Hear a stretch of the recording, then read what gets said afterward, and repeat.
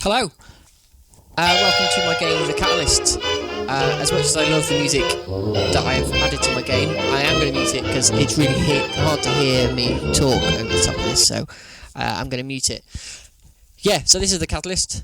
This is the third demo of my game. I'd really appreciate any feedback if anyone's played it, what they think of it, what they think's rubbish, what they think's good, because I would really like some help in just figuring out what works and what doesn't.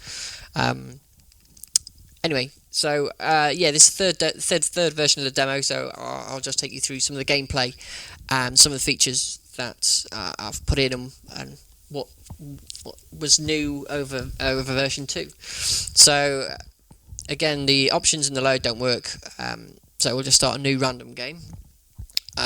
We can make a small map.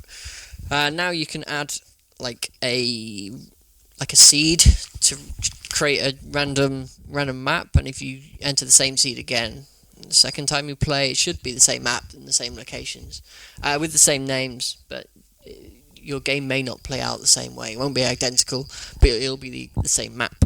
But we're just going to do a random one.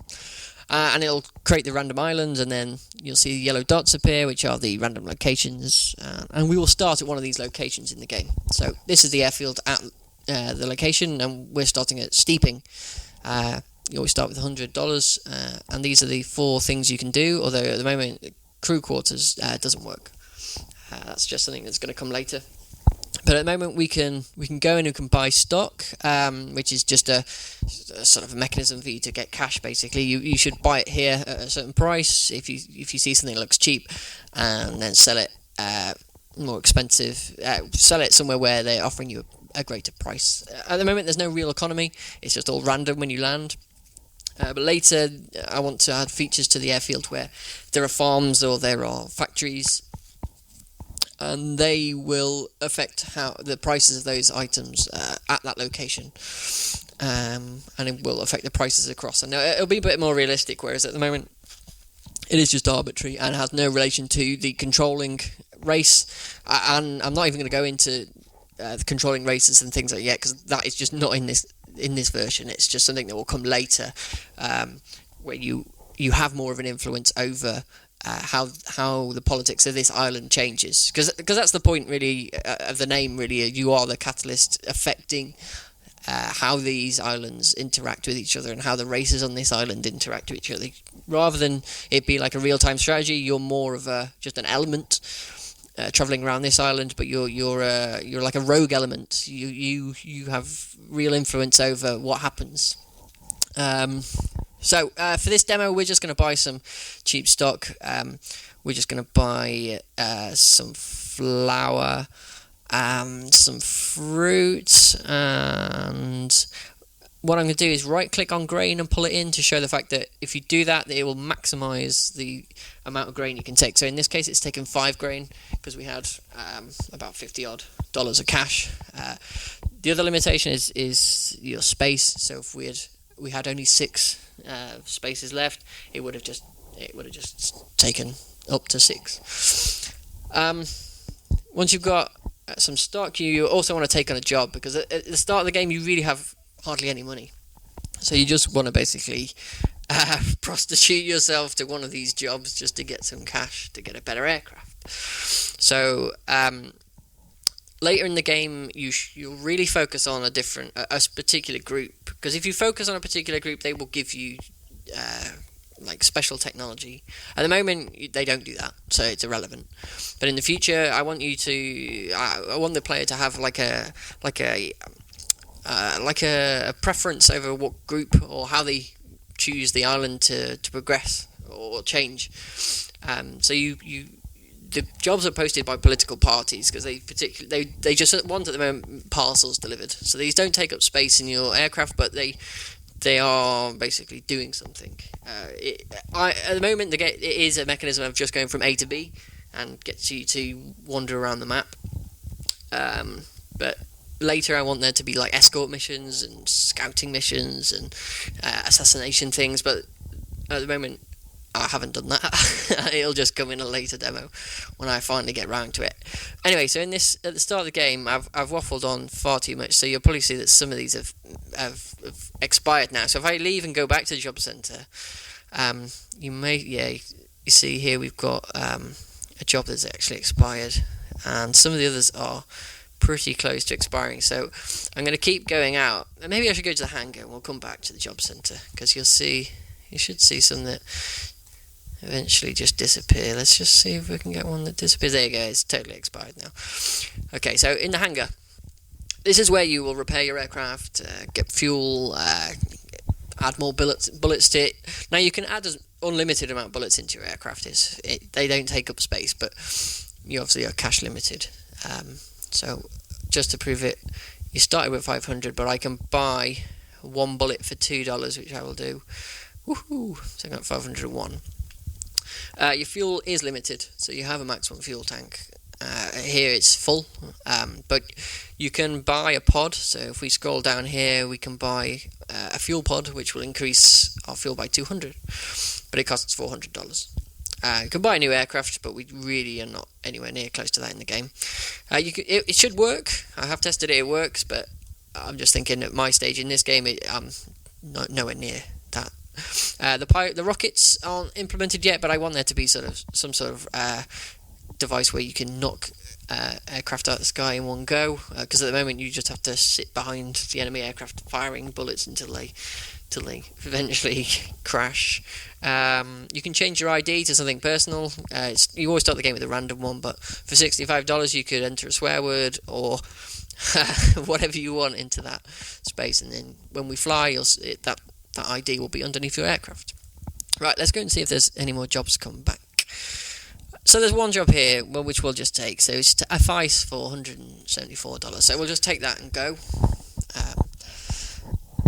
And we should get some better jobs when we get there. So yeah, at this point it doesn't look like it's doing anything, but it's basically creating all the sprites and the map, and eventually here we are. So the aircraft takes off and it's unresponsive until you get to the right altitude, and then you can turn. Now when you're flying at the moment, there are only two obstacles. One is enemy aircraft, which appear randomly, and the other one are birds. Now birds don't get out your way, but they cause like a small amount of damage, so you can run into them if you want, but they're just there for really to make it look a bit more interesting.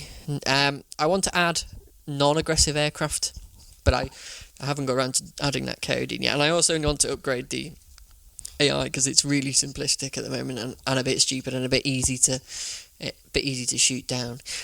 Now what I'm doing here is basically just following this pink line, and I can basically steer with left and right arrows. I want to avoid that aircraft, and I can throttle up and down using the arrow keys. I can also grab the throttle directly if I wanted to do that, and I also have a stick over here which I can turn with, but those controls are really frustrating. They're just really for the Ultrabooks, which have a touchscreen,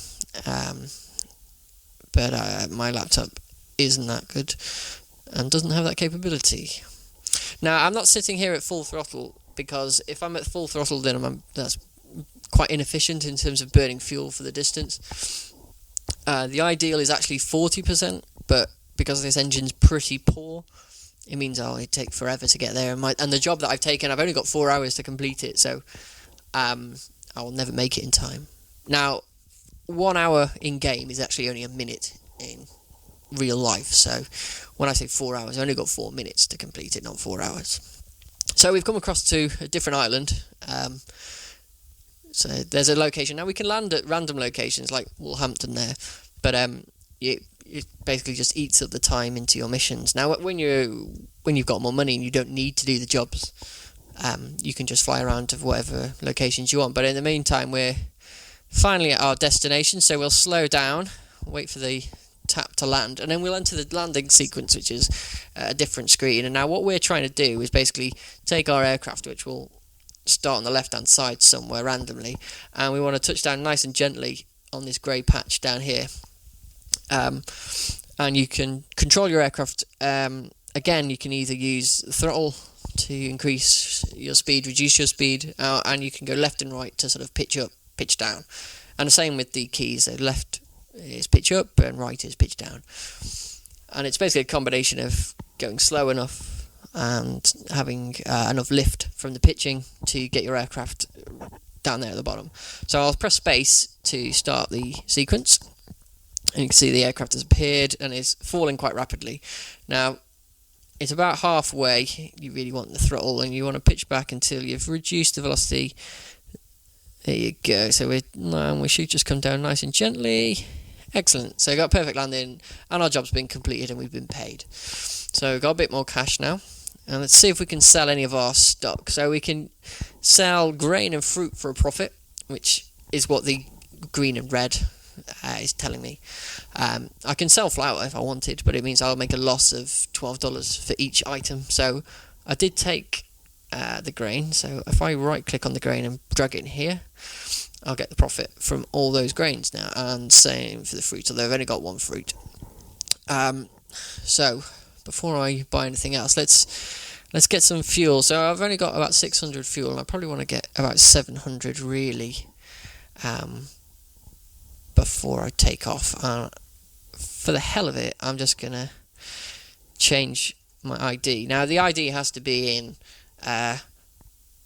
two sort of characters, then 3 characters separated by a dash. So I'm just going to put Cheds, and it will charge me, and I've got my new ID.